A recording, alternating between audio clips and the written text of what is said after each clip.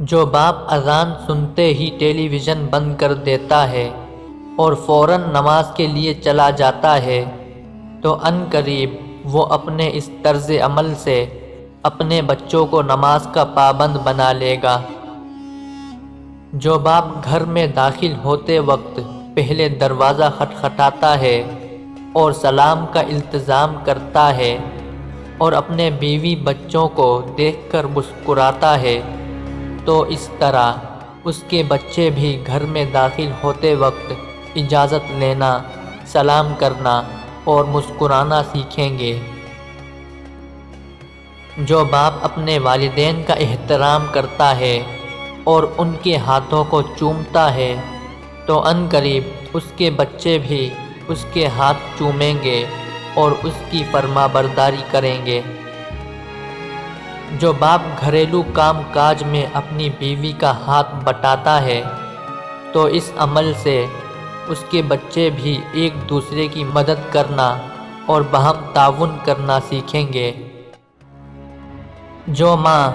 حجاب، نماز اور تلاوت قرآن کی پابند ہو تو اس کے اس عمل کو دیکھ کر اس کی بیٹی بھی حجاب، نماز اور تلاوت قرآن کی پابند بنے گی۔ جو ماں باپ باہمی اتفاق و مفاہمت کے ساتھ زندگی گزارتے ہیں،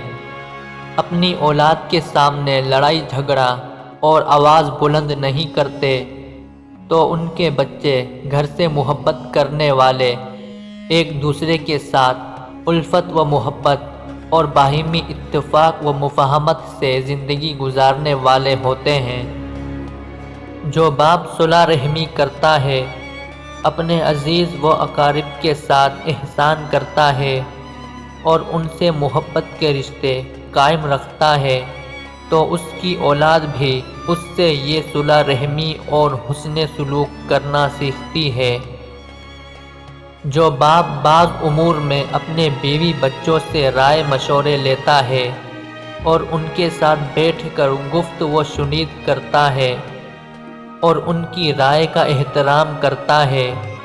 تو اس عمل سے اس کے بچے بھی باہمی گفت و شنید اور مثبت رویہ اپنانے کی عادت سیکھتے ہیں۔ جو باپ اپنی اولاد کے ساتھ سچائی اپناتا ہے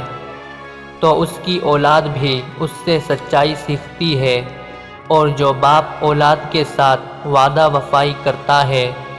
تو اس کی اولاد بھی اس سے یہ وعدہ وفائی سیکھتی ہے۔ جو ماں باپ صفائی ستھرائی کا اہتمام کرتے ہیں اور ایک منظم اور مرتب زندگی گزارتے ہیں تو اس عمل سے وہ اپنے بچوں کو ایک مرتب و منظم زندگی گزارنا سکھاتے ہیں۔